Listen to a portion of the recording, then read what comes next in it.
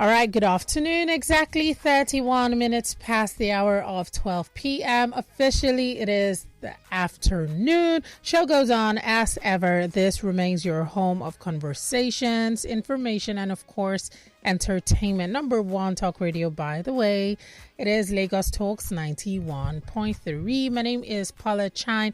It is time for parenting today. If you are a parent or a guardian, or you want to be the best parent you can be, even if you're an uncle, an aunt, a grandparent, hey, there's a lot to know when it comes to raising a child and raising a child properly. Now, when it comes to raising a child, we may not have figured all of it out, but thankfully there is someone who I believe is an expert when it comes to parenting, and not just parenting. I feel like let's give her more feathers. Let's add it to her hat. When it comes to just family, should I say, for lack of a better word, I want to say family building or family grooming. Nonetheless, she's someone who has figured out how to, build a happy home and just, one step at a time. Do what you need to do in order to make sure you're raising your kids perfectly whilst you're making sure that your home is balanced. My name is Paula Chine. Allow me to welcome to the show my co-host, who happens to be the main pilot, though. She's joining virtually. Her name is Miss Yetty Williams. Hi, good afternoon. Good afternoon. How are you? I'm fine. Thank you. How are you, Miss Yetty? I'm well, thank you. Good. Excited to be here and excited about the topic. Whoop, whoop. And I am, because I feel like a curious cat. So I came here with, really? There's so many questions. But first off, let's talk about today's topic, one that is unique. You see, Miss Yetty, you keep blowing our minds. And I must commend you for this, if anything. Now, today's topic is the importance of having mentors. Miss Yetty, I know it's important to have mentors, but mentors is such an ambiguous term. If you can kindly take us through this and make this a walk in the park, as always, I will be delighted to know. Right. Absolutely. Now, when we say mentors, I want us to be very clear on this call that we're going to break down what mentoring means and what it means to have a mentor and what's the goal of having a mentor.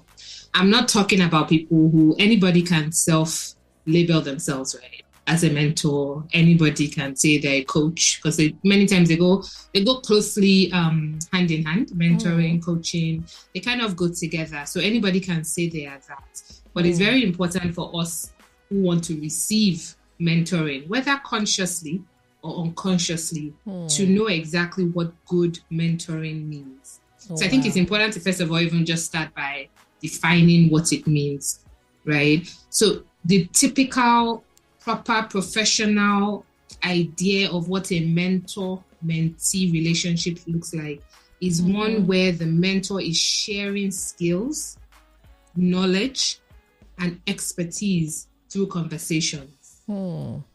So, and why I say consciously and unconsciously is that right now a lot of people are being mentored, whether or not they know they are, just by the exposure to content and knowledge that's out there. So whoever you are consuming their content regularly, they are mentoring you / coaching you because they are consuming their content constantly. Okay. So whatever you are seeing regularly online can actually be affecting you as well. But we're talking about the intentionality of having a mentor in your life, because mentoring means that you are then being helped by somebody who has expertise, who you can trust, who has knowledge, and who can help you go further in your life and in achieving some of the goals that you want to achieve properly. That is so, would I say, mind-blowing. Now, I want to ask you, Ms. Yetty, for, people who feel that there might be no importance when it comes to having a mentor.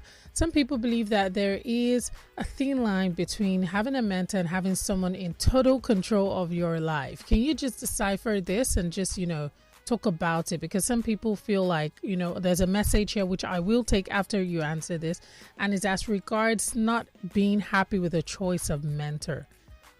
Okay. So I'll answer your question, which is, what's the difference between having a mentor and somebody taking control of your life? Yes. Nobody. Nobody should take full control of your life. Not even your parents. As parents, our role is to guide our children, is to disciple them, is to be a good leader, all of those things. However, we don't control. Nobody controls any human being's life. I want us to just sit with that. Nobody in this world. I'm a Christian. I go to church. My pastor does not control my life. You know what I mean? I think it's very important that we don't give our power away, no matter who the person is. You control the power of your life. However, it needs to be done with wise counsel, with the right people in your life. As a child, you're expected to obey parents who are guiding you in the right way, but they don't own your life. So I think just to make sure that this is not suggesting that a mentor then means that everything they say, you just take it hook, line, and sinker. If they say jump, you just jump. If they say fly, you fly. No, you have to be able to assess, think about what they are saying, but more importantly, know where you are headed, right? Know what you want to achieve. But sometimes that's where mentoring comes in versus coaching. Mentoring is guiding you based on my knowledge, my expertise, based on conversation. So you come to me, for example, and say, I'm very concerned about how to achieve work-life balance because I don't think I can do both. I'm married, I have children, and I also want to have a good job, but I just don't think I can do both. And then the person comes feeling overwhelmed, feeling sad, feeling that they are dropping the ball all the time. I can step in from a mentoring perspective to say, listen, I've been there. Let's talk about it. Coaching then comes in because when the person realizes, okay, I can actually achieve work-life balance because this person in front of me is able to share with me how they have been able to do it and share this knowledge and skills with me. You can now go into coaching, which is specific, when the person can then say, you know what, now that I know it's possible, these are my specific challenges, these are the specific goals I would like to achieve, and then coaching comes in to help the person achieve it. Do you see the difference? True. Yeah. All right. Miss Yetty, if you do not mind, I'm going to put out the phone line so people can call, be a part of the conversation. We already have 2 messages. But in the meantime, for those who are listening, thank you once again to Miss Yetty for always taking out the time to enlighten us. If you're listening, you have questions, right? You want to be a part of the conversation, you can kindly join.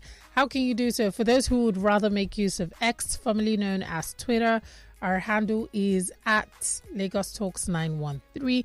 If you want to join via WhatsApp, it is great. Now on WhatsApp, you can call, you can send a voice note or a message. The number for WhatsApp is 0809 234 5913.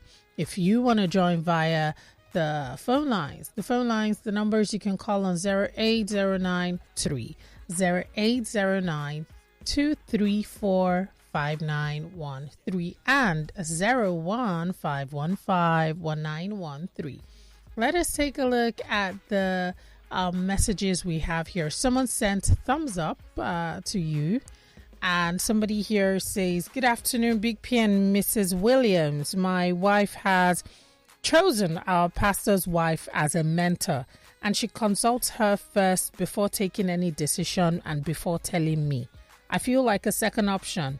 We're both listening now from Oniru. That is Jacob Awoni. Miss Yetty. I think this is the second time this year we've had this situation where a spouse calls and says, my other half is listening, so we're using you too. Okay. I even like that because I know that if they're both listening, she might be able to see light to what she's doing wrong, or if she's doing right, he might be able to see light. So yeah, I'm happy they're both listening. Yes. So thanks for that question, Jacob. And the truth is that when you have a mentor, they are not supposed to take the place of, communication with your spouse. In my personal opinion, a mentor should be somebody who you go to for guidance based on, maybe you need help in a particular area or you feel they have experience here, and to kind of guide you. But it should not be taking the place of a relationship, open communication, where a spouse, in this case the husband, feels like he's hearing about things after she has already consulted with the mentor. Then she comes and informs her spouse about what they have discussed. I would not advise that is the way to go about it. You should be able to discuss among yourselves, and then you can decide if you need somebody else to give you another perspective. that's how I would go about it. Okay. But for the choice of mentor, do you think it's wrong if people look up to religious leaders as their mentor? Because some people have accused, certain persons of abusing it. Is it wrong? Can anyone be a mentor to anyone? The truth is that mentorship is something that sometimes just happens naturally, right? So there are two hats to it. There's professional mentorship, right? Where you don't have to know the person from anywhere, right? You don't have to know them before, but you can decide, in this phase of my life, I need a mentor or I need a coach, and I'm going to go and look for a professional who is a mentor or a coach, which exists. So I'm going to do a plug here. I am a professional coach. I have been accredited by a global body, which is EMCC, and that stands for European Mentoring Coaching Council. It is a global body that has realized that this industry of mentoring and coaching, anybody can say that they're that.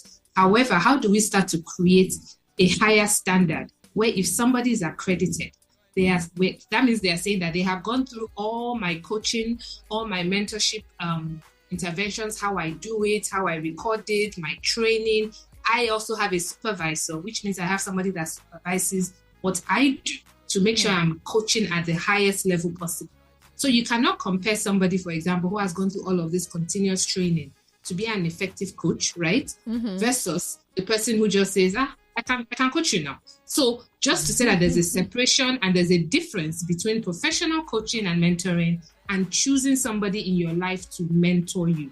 Now, when it comes to the spiritual side, we have to be very careful because the spiritual leader is still a human being.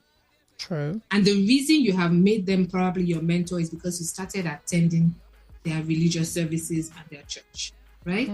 They don't necessarily also have to be your mentor, especially in a situation where you see that it's causing challenges between spouses. I think it's very important for the spouses to be able to sit together and say, is this mentor adding to our life positively, or is this mentor introducing drama in our marriage?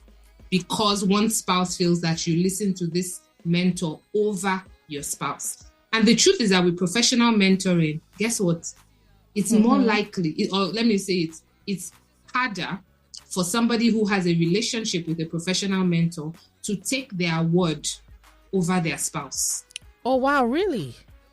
Because it's a professional relationship. Okay. With spiritual, if you're not careful, you can just want to let everything go and say, whatever they say, I'm going to do it so that what am I trying to say? I feel like with the spiritual side of it, if you're not careful, you can really reduce your ability to participate in that conversation because you are going there wanting to hear what to do. Right? With professional mentorship, it is a relationship. So that professional mentor knows where you are headed and there's an end in sight. So I will not be your professional mentor for the rest of your life. Okay. Because it has a goal. We are going somewhere. So when we get there, we can measure and say, okay, we have gotten here. Bye-bye, go and live your life. Okay. Oh, wow. Miss Yetty, I'm still, for me, I've always thought that mentors were meant to be, persons close to you who have conquered a certain, a certain phase in life where you probably are at. But then I'm just learning it can be anyone. But then I've never. No, it's not that it can be anyone. Yeah. Okay. But you know what baffles me? I never knew mentors. There was something like a professional mentor. I never knew. Right. I just thought it was someone you looked up to, and that person could then accommodate your.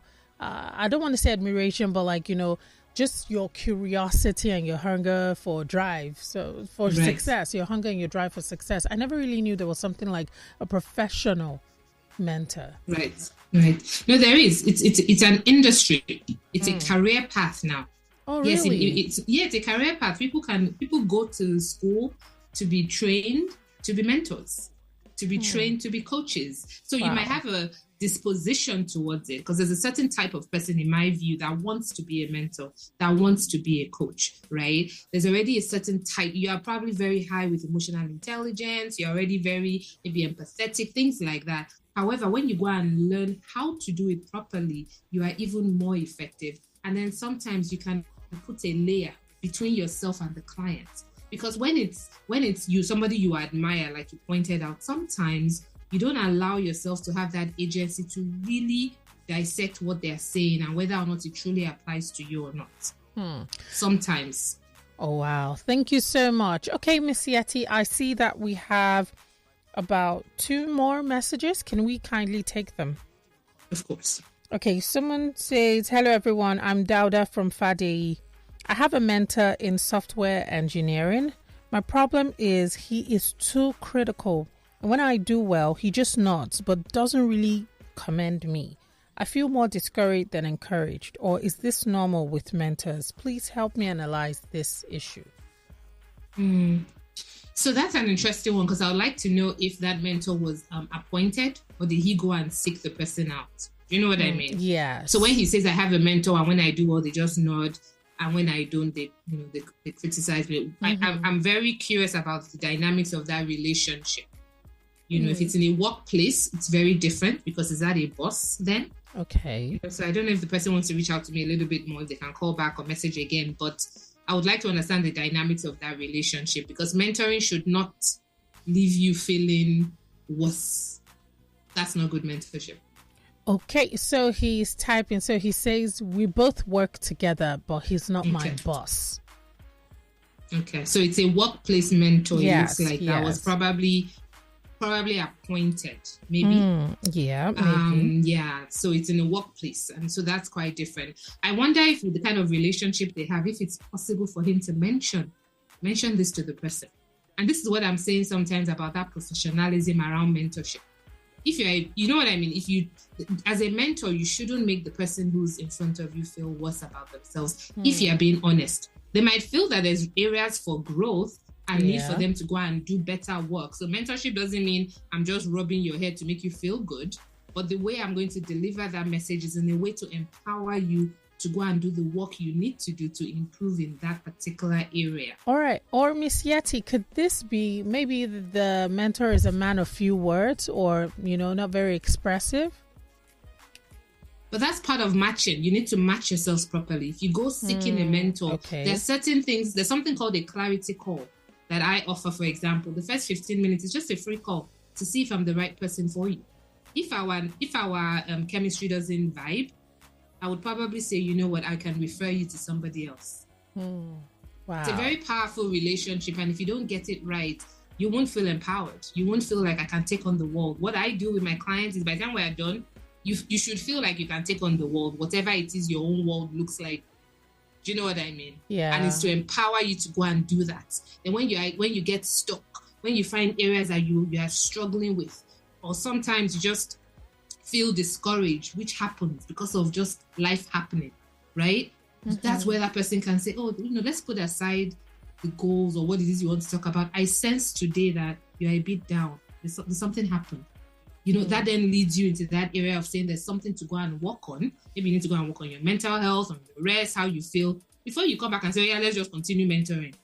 Oh, wow. Thank you so much, Miss Yetty. So even in picking out a mentor, we still have to be intentional. Absolutely. Oh, wow. Absolutely. All right. Thank you so much. There is one. This says, I'm Onyeka, good day and great show. And I want to ask the Lagos Moms lady if it's right to have your spouse as your business mentor, especially if you are both into business, and is age a factor?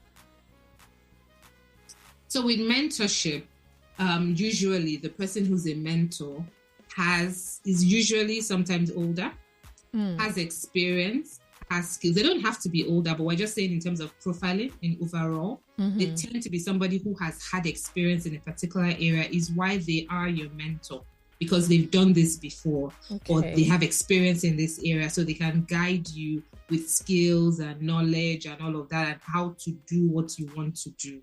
Now, when you say it's right for it to be your spouse, that's your business mentor, if you are both in business, once again, it depends. Do they have the skills? That's a yes, then they could qualify. Do they have the knowledge? Yes. Okay. Do they have the ability to deliver the message in an emotionally intelligent way? that helps you to take the inputs they are giving. Because if you and your spouse, by the time they finish mentoring you, if you are fighting, or you are then angry, or you're like, why did you talk to me like that? It might undo the mentoring. True. So those are some of the things you want to make sure that the chemistry, the body language, the relationship is one where you can take the mentoring. Because if it's not being delivered in a way you can take it, and you've now even added, this is your spouse, you are both doing business, if they annoy you are going to the same house, it can be a bit overwhelming, but it doesn't mean it can't work. So you have to be the one to assess, how is it working for you. So she just sent now, I want to mentor my husband in business. So, wow, I'm surprised. You want to mentor did he ask for your mentorship? Don't know. Onyeka, that's a question you can answer. Perhaps you can call us. Mentorship cannot be forced. You have to, the person receiving the mentoring needs to desire you to mentor them. Oh, really? So you can't just decide, maybe I'm good at this and I know better and, I'm in a position to tell you which would be better for you? Where would I find it? Once again, let's separate. From a professional perspective, I can't just come and mentor you by force. You need to come looking for mentorship. We need to find ourselves. We need to make sure we're a right fit. We need to agree on the parameters of this mentorship agreement. It is official, right? And then we agree on the mentorship plan. From a personal perspective, in this case, you are a spouse and you feel like you want to mentor your spouse in an area you feel you know more about. You need to be very careful because that's a very different dynamic. You want to be sure your spouse is willing to accept your mentorship, whether it's the husband or the wife. If not, you might create more drama in your marriage. If you have skills in a particular area, you don't have to call it mentorship. You can just have conversations without thinking I'm mentoring this person. All right. So here she just wrote, my husband is not good at turning money over in business and I'm better, but he barely listens to me when I try to tell him what to do. You know what, Onyeka, I would advise that you call in. Maybe you can just put these in words and, ask Miss Yetty all of these questions because it's quite interesting. I mean, I'm just like, okay, so there is something called spousal mentorship. I've never heard of it, but then, hey, we learn every day. But Miss Yetty, is there any one such thing as, spouses mentoring one another? I wouldn't call that mentorship. I'll call that just having a relationship, right? That's communication. Okay. And if you look at what she said, this is going into some marriage dynamics. So she feels he's not able to handle money as well as she is. True. Have you ever done a SWOT analysis in your marriage to say, what are my strengths? What are your strengths? How do we then bring that together to the table for our own new unit as a family? Because it's not everything you can both do equally well. But a healthy relationship is one where you've both been able to identify our different strengths, and then we allow the person with that particular strength to lead. But you have to be sensitive to the relationship between you. So you can't say, because I'm the one who knows how to handle money, I must tell you what to do. That person might resist that. True. And then you enter a whole different dynamic of marriage drama.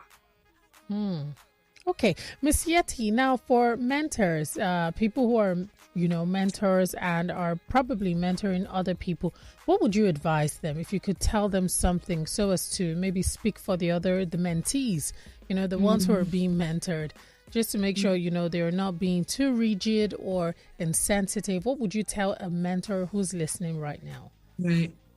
So for me personally, with what I have recently gone through with this accreditation process I went through, where I had somebody asking me and questioning my methods. And that causes you to be reflective. Okay. To actually reflect and say, okay, I say I'm a coach, but I also mentor people. I use this intervention, how am I sure I'm being effective? When you don't measure, you can't tell if it's working or not. True. So I would say that you want to get into a habit of being able to reflect, being able to measure that, is your mentoring working? If the person, for example, keeps coming back to you for the same thing all the time, you have to say, okay, this person is not growing. True. And rather than just feel that rather than be happy with the idea that they are always running to you for everything. I personally don't want somebody running to me for everything. I want to help you build capabilities so that you grow.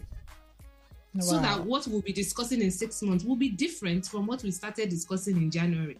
If in June we are still discussing the same thing you brought in January, something is not working. Either I'm not effective as a mentor, or you are not doing the work. And you are quote unquote being, excuse me for using this language, but being a bit lazy. Where it's just like, hey, I'll just go back and tell the mentor again that this is not working.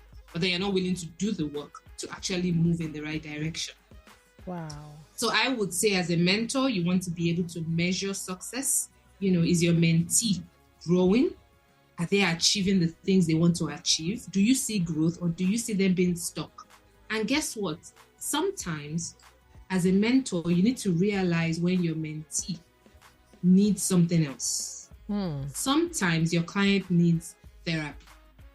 Really? Why? Why would you suggest that? As opposed to just, helping them build up. Why do you think they need therapy?